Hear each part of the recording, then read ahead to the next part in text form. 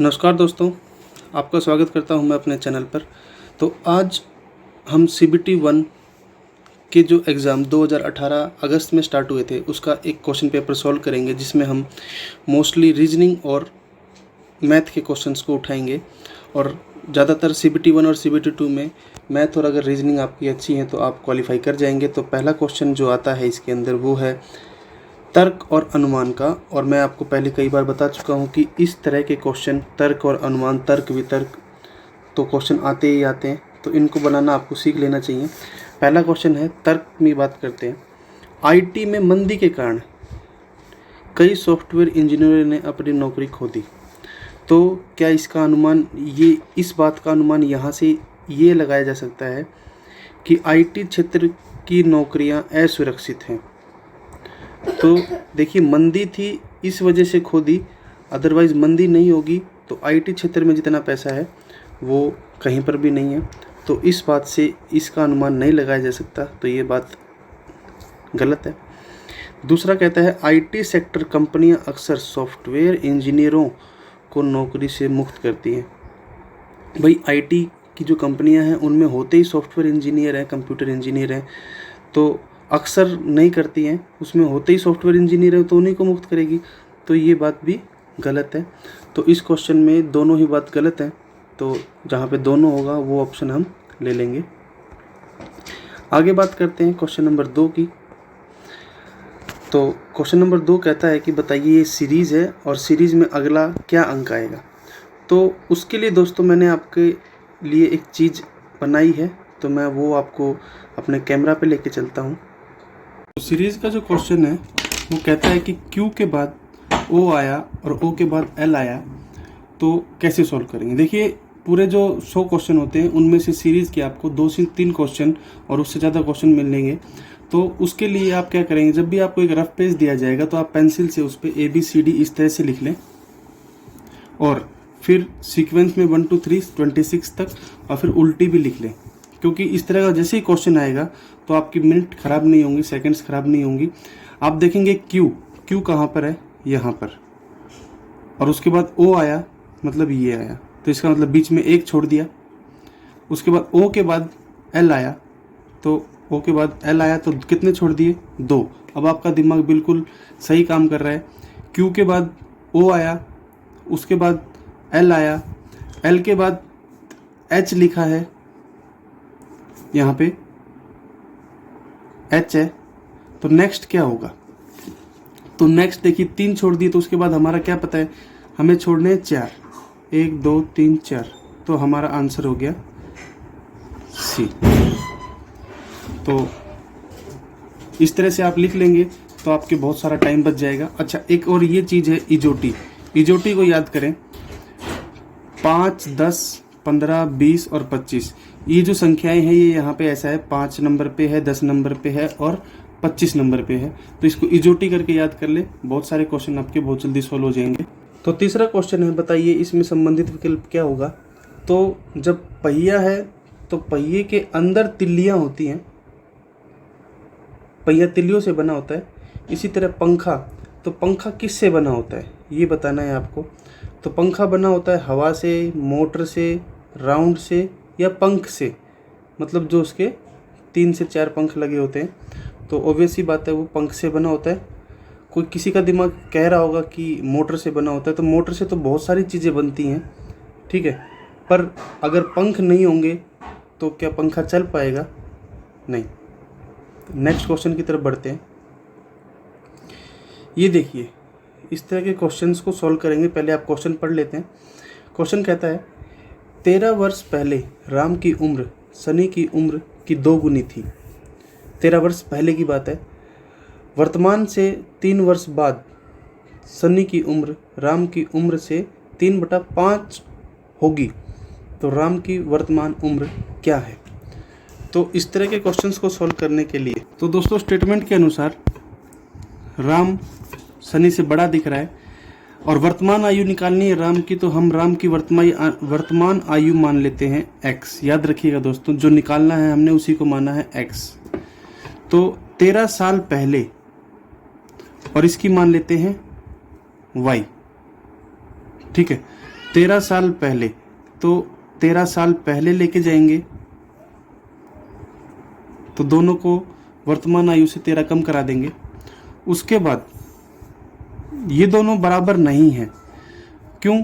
ये जो राम की आयु है इससे बड़ी है। कितनी बड़ी है? ये 2 गुना है। मतलब ये इससे छोटी है कितनी? 2 गुना। तो इसको 2 से गुना करेंगे, जो छोटा है उसको 2 से गुना करें, आप मल्टीप्लाई करें, तब वो बराबर आएगा। अब आप सोच रहे होंगे कि इसको 2 से क्यों किया जबकि राम की उम्र 2 गुना थी। तो देखिए कि आपका कोई दोस्त है, आप 12 साल के हैं और वो आपसे 2 गुना बड़ा है, तो हो गया 24 साल का। तो आप उसके बराबर, ये हमें निशान लगाना है बराबर का, तो बराबर का निशान कब लगाएंगे? वो आपसे 2 गुना है, तो आपके उम्र में अगर हम 2 से मल्टीप्लाई करेंगे तब आप उसके बराबर आएंगे। तो इसलिए याद रखें, ये बन गई है इक्वेशन नंबर 1। अभी बिल्कुल 0 स्तर से समझाने की कोशिश कर रहा हूँ और आपको शॉर्ट ट्रिक भी बता देंगे, पर पहले समझना जरूरी है। ये तो थी आपकी पहली स्टेटमेंट। फिर कहता है वर्तमान आयु के 3 साल बाद, मतलब दोनों में उनकी वर्तमान आयु में 3-3 साल जोड़ देंगे। छोटा अब भी सन्नी ही है, तो कहता है 3 साल के बाद में क्या होगा, जो ये आयु बनी है, ठीक है, इसका 3/5 है। कौन? ये चीज। तो इसका 3/5 करेंगे, इसका 3/5 करेंगे तो ये इसके बराबर आ जाएगा, सन्नी इसके बराबर आ जाएगा 3/5 करने से, ठीक है। तो अब 2 स्टेटमेंट बन गई हैं दोस्तों, इनको आपको सोल्व करना आना चाहिए। जो हमारा 10th की क्लास थी उसमें हमने पढ़ा था 10वीं के अंदर। तो देखिए थोड़ा सा सोल्व करना भी सिखाते हैं। ये 5 इधर नीचे है तो ये उधर जाएगा, तो मल्टीप्लाई में आ जाएगा, और 3 दोनों से मल्टीप्लाई में,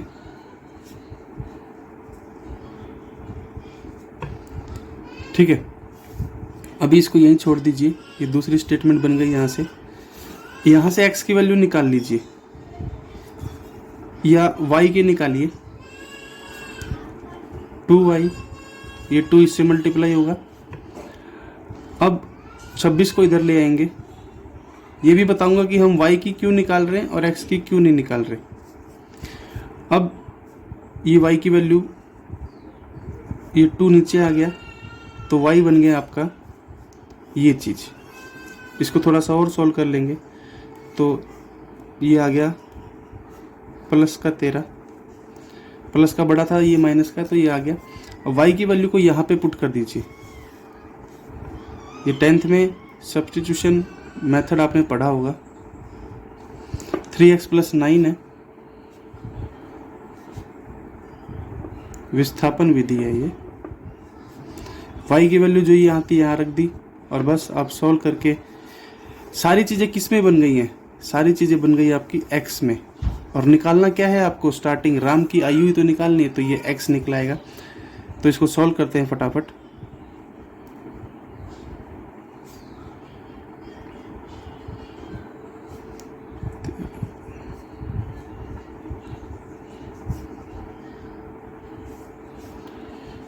ये पूरे के नीचे एलसीएम लाने के लिए इसको इससे मल्टीप्लाई करना पड़ता है। देखिए मैथ को स्ट्रॉन्ग करना पड़ेगा आपको। और ये 2 इधर मल्टीप्लाई में आ जाएगा। कुछ दिन की मेहनत और फिर पूरी ज़िंदगी आपको मज़े ही मज़े हैं। तो एक बार मेहनत कर लीजिए, मैथ से मत भागिए। ये बच गया x, और इसको सॉल्व करने से जो आंसर आएगा वो आएगा। और ये 30 में से 18 गए तो बच गए 12, और ये आ गया आपका 77। अब आपको लग रहा होगा कितना बड़ा क्वेश्चन करना पड़ेगा। तो दोस्तों ये मैंने आपको समझाने के लिए इतना बड़ा किया है, पर जब आप इसको जल्दी जल्दी करेंगे तो ये बहुत ही जल्दी सॉल्व हो जाएगा। बात करते हैं क्वेश्चन नंबर 5 की दोस्तों। देखिए कहते हैं विष्णु 12 मेज और कुछ कुर्सियाँ, जो कि नहीं पता है, खरीदने के लिए कुल 5,000 रुपये खर्च करता है और एक मेज के 50 रुपये हैं और कुर्सी का मूल्य 40 रुपये। तो बताइए खरीदी गई कुर्सियाँ बटे में मेज की संख्या का अनुपात क्या होगा। रेशियो बताना है, कितनी कितनी कुर्सियाँ थी और कितनी कितनी मेज थी और उनका अनुपात बताना है। तो आसान सा क्वेश्चन है, आप कंफ्यूज ना हो, मैं यहीं पे करके दिखा देता हूँ उसको। तो देखिए एक मेज 12 रुपये की है ना, सॉरी, एक मेज 50 रुपये की है और हमने मेज खरीदी हैं 12, मतलब मेज के रुपए हो गए 600। तो 600 रुपये मेज के देने पड़े, कुल 5,000 मेज दी हैं। तो मेज के रुपए घटा देते हैं, 5,000 में से 600 रुपये घटा दिए तो 4,400 रुपये किसके देने पड़े उसको, कुर्सियों के। इसका मतलब 4,400 की कुर्सियाँ ली हैं, 4,400 की कुर्सियाँ ली हैं। एक कुर्सी का मूल्य कितना है, 40 रुपये, कट गया तो ये आ गया 110, मतलब 110 कुर्सियाँ ली हैं। ठीक है, अब बात करते हैं कि 110 कुर्सियाँ थी, अनुपात किस किस का निकालना है। कुर्सी बटे में मेज कितनी है, 12, तो ये काट देंगे, 2 से कट जाएगा, 55/6 आंसर आपका आ जाएगा। तो आसान सा क्वेश्चन था, बस घबराना नहीं है दोस्तों। अगला क्वेश्चन नंबर 6 कहता है एक कोड में ग्रीन को लिखा है इस तरह से, और बताइए उसी कोड में पिंक को कैसे लिखा जाएगा। ये देखिए, जैसा कि मैंने पहले भी आपको बताया था, इस तरह से पहला क्वेश्चन, दूसरा क्वेश्चन इसी तरह था और अभी छठा क्वेश्चन कर रहे हैं तो वो इसी तरह का आ गया है। तो ये लिखना हुआ कितना फ़ायदेमंद आपके लिए। तो क्वेश्चन नंबर 6 देखिए, जी को कोड बनाया आई का, तो जी के बाद आई एक छोड़ा है, ठीक है। आर के बाद टी, बस आर के बाद टी मतलब एक ही छोड़ रहा है। ई के बाद जी मतलब एक ही छोड़ रहा है। आखिरी और देख लो, 1-2 देख ली, फिर आखिरी वाला देख लो। एन के बाद पी एक ही छोड़ रहा है, बस कोई दिक्कत ही नहीं है। पी के बाद एक छोड़ दो, यहाँ देखना फटाफट आर आएगा, ठीक है। उसके बाद आपको इनका देखना है कि नहीं देखना, आप सीधे पहले ऑप्शन देखिए। ऑप्शन में आर वाले, पहला आपका आर आया ना, तो आर वाले आपको 2 दिख रहे हैं। देखिए ऊपर मैं आपको दिखा देता हूँ, क्वेश्चन भी आपको 2 दिख रहे हैं, ठीक है। उसके बाद आपको इन दोनों को नहीं देखना है, मतलब आपने 4 ऑप्शन में से 2 ऑप्शन को तो हटा दिया और 2 आपके सेलेक्ट हो गए। उसके बाद आपको इन दोनों को नहीं देखना है, टाइम को बचाने के लिए आपको देखना है कि हाँ आखिरी वाले अलग अलग हैं, जिसमें हमारा आंसर एस या एम आएगा वो हमारा आंसर होगा। तो के बाद में एक छोड़ दीजिए सीधा सीधा, और उसमें आ रहा है एम, तो आखिरी वाला हमारा आंसर हो गया। तो इस तरह से आप ऑप्शन को हटाकर भी अपने क्वेश्चन कर सकते हैं। अगला क्वेश्चन देखते हैं। तो दोस्तों क्वेश्चन नंबर 7, इसको आप बहुत ही ध्यान से समझिएगा। इस तरह का क्वेश्चन होता भी अटपटा है और आता भी बहुत जरूर है। तो देखिए, कहता है 2 पाइप हैं ए और बी, और इस टैंक को लगे हुए हैं, एक तो यहाँ लगा हुआ है और एक यहाँ लगा हुआ है। मतलब समझे आप, मतलब एक तो भरने के लिए लगा हुआ है और एक खाली करने के लिए लगा हुआ है। ये वाला जो ए है ये खाली करने के लिए है, और ये जी 28 घंटे में खाली कर देता है, और बी जो है उसको बेचारे को 35 घंटे लगते हैं भरने के लिए। तो एक बात आप देखिए, अगर इन दोनों को इकट्ठा चला दे तो ये टैंक खाली होगा, अगर भरेगा तो ऑब्वियस सी बात है खाली ही होगा, क्योंकि ये कम समय ले रहा है। पर क्वेश्चन ये नहीं है, क्वेश्चन है कि अगर पहले इसको पूरा भर दें, जैसा कि स्क्रीन पे दिख रहा होगा, इसको पूरा भर दें और फिर पहले ए को 1 घंटा चलाएं, फिर बंद कर दें, फिर बी को चलाएं 1 घंटा, फिर बंद कर दें, फिर इसको चलाएं 1 घंटा, बंद कर दें, सी इसको चलाएं 1 घंटा, बंद कर दें। इस तरह से अल्टरनेटिवली ए बी चलाते जाएं तो ये पूरा भरा हुआ टैंक कितने घंटों में खाली हो जाएगा, ये पूछना चाह रहा है। तो क्वेश्चन थोड़ा सा अजीब है, पर इस ट्रिक को आप समझ गए ना तो गारंटी मैं लेता हूँ कोई भी क्वेश्चन नहीं छूटेगा। और इस तरह के क्वेश्चन मैंने कराए हुए हैं वर्क और टाइम के अंदर पाइप एंड क्रिस्टन में, तो उनको भी देख लीजिएगा। इसको भी देखते हैं करेंगे कैसे। तो सबसे पहले इसके लिए हमें क्या करना होगा, इस टैंक की कैपेसिटी को मानना होगा कि कितनी कैपेसिटी है इसकी। ठीक है, तो अब मानेंगे कैसे? 100 माने? नहीं, 100 नहीं मानेंगे। इन दोनों की टेबल में जो आता होगा उसको मानेंगे इसकी कैपेसिटी। तो अब इसका एलसीएम आपको पता होना चाहिए। कैसे निकालते हैं? बिल्कुल दिमाग से। कैसे? देखिए, 5 की 35 है, मतलब 5 है पीछे। 5 की टेबल में या तो 0 आएगा और या फिर 5 आएगा। और इसमें 8 है, 8 की टेबल में 0 आता है, 5 नहीं आता। तो 0 कहाँ कहाँ आता है दोनों में देख लीजिए। तो इसमें 5, 8 पंजे 40, इसको 5 से गुना करेंगे तो 140 बनता है। क्या इसमें 140 आएगा? हाँ, 35 दूनी 70 और 70 दूनी 140। तो इसको 4 से गुना करेंगे तो 140 आ जाएगा। तो 140 इसकी कैपेसिटी ले लेंगे कि 140 लीटर का टैंक है। ये बात आप समझ गए क्या नहीं समझ गए? इस चीज को नोट करें सबसे पहले। तो अब ये वहां से खाली करते हैं 28 घंटे में। यह माइनस इसलिए लगाया क्योंकि खाली कर रहा है। और ये 35 घंटे लिख देता हूं लेता है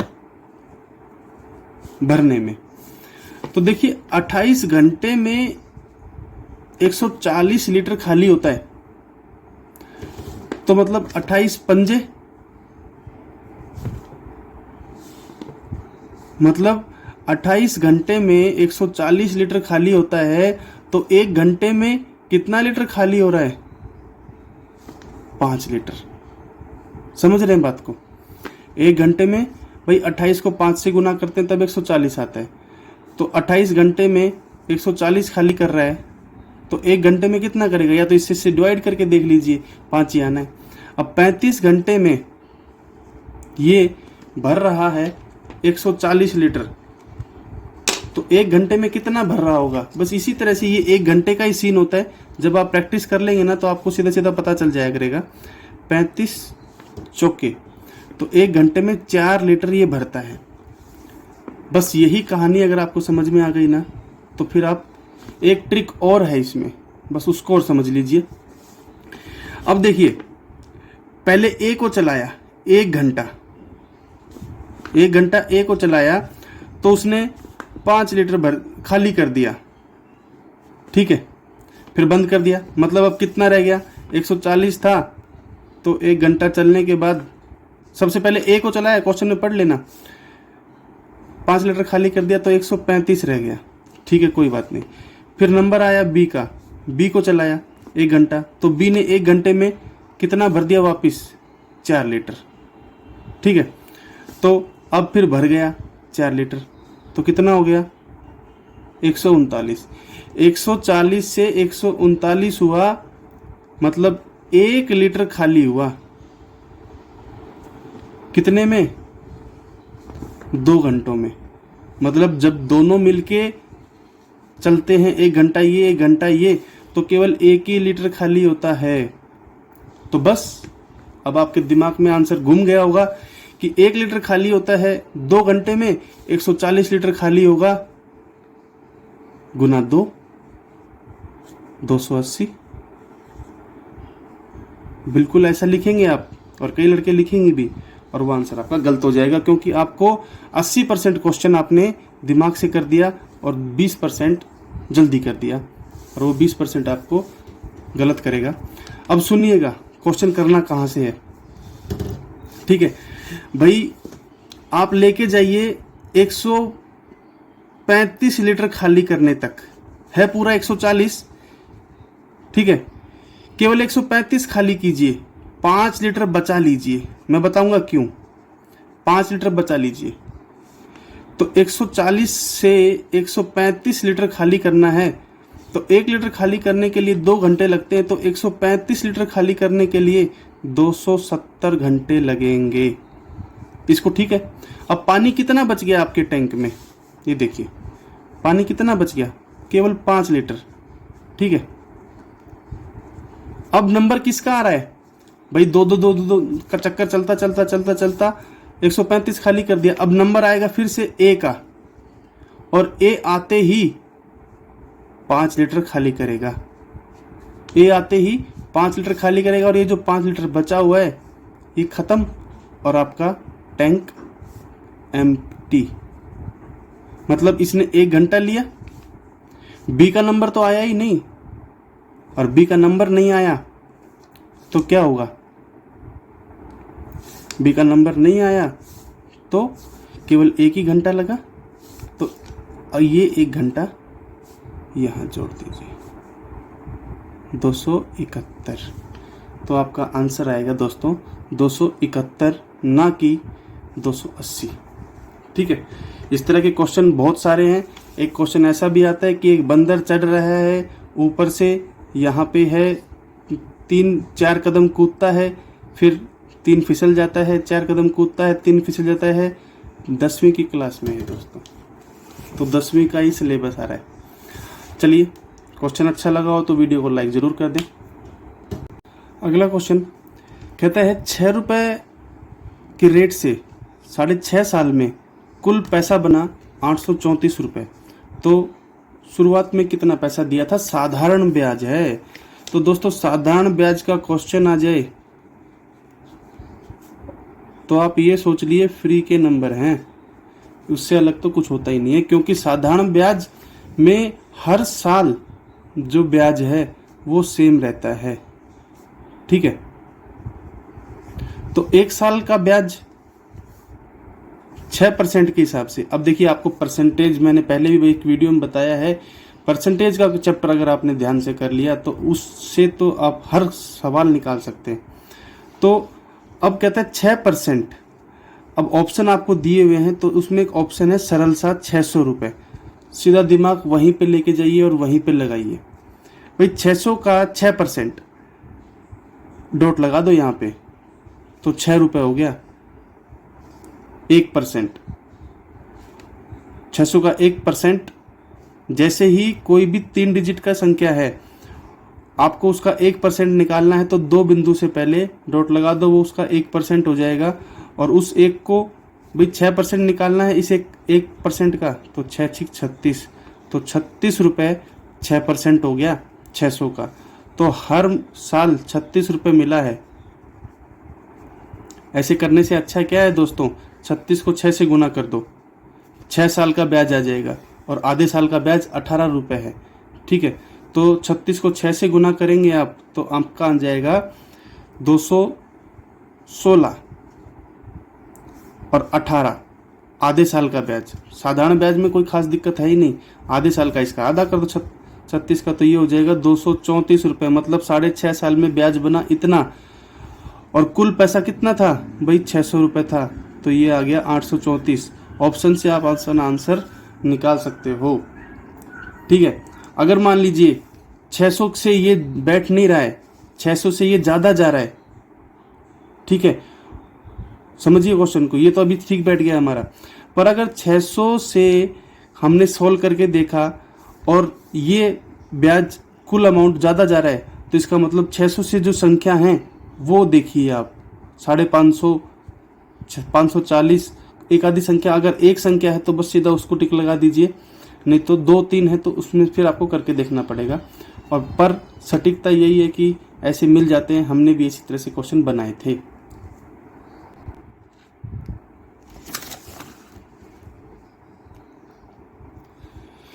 तो अगला क्वेश्चन है ये, तो क्वेश्चन नंबर 16। देखिए इस तरह के क्वेश्चन तो आपके लिए बस वरदान है, फटाफट बना देंगे। ये पता है इसके डिवाइड में ये है तो 17 आता है, तो 17 इधर आ जाएगा। मान लीजिए 17 इधर आ गया तो 29 उधर आएगा, सीधी सी बात है। तो इधर तो 29 रहेगा, पर 29 कितना, पॉइंटों में या 0 उसके पीछे। तो बस पॉइंट सोल्व करने आपको आने चाहिए भाई। ये 2 पॉइंट है तो यहाँ पे 2 0 नीचे लग जाएंगी, ठीक है। और ये 4 पॉइंट से पहले है तो ऊपर 4 0 लगा दीजिए। इसके पॉइंटों का कहानी यहाँ खत्म हो जाएगी। 2 0 से 2 0 कट गए, ये 100। मतलब अब ये जो यहाँ पर 100 है तो इधर 29 जो मैं बता रहा था उसके भी साथ में 2 जीरो होंगी। ख़त्म। तो अब अगला क्वेश्चन है दोस्तों कि बताइए इनमें से सबसे अलग कौन सा है। तो सबको दिख ही रहा है ये दोनों बराबर हैं सभी लाइन और ये ही बराबर नहीं है, तो इससे साधारण तो क्वेश्चन होगा नहीं कोई। अब थोड़ा सा समय दोस्तों कम है और लग गई है ड्यूटी, तो आपसे करेंगे इसका पार्ट 2 अगली वीडियो में। तब तक के लिए दोस्तों वीडियो को लाइक ज़रूर करें, शेयर करें, सब्सक्राइब करें। जिस तरह से आप व्लॉग्स को देखते हैं इसी तरह से इसको भी उतना ही प्यार दें ताकि हमारा मोटिवेशन बढ़े और हम आपके लिए अलग अलग प्रकार के क्वेश्चन लेके आएँ। Thank you. जय हिंद, जय भारत।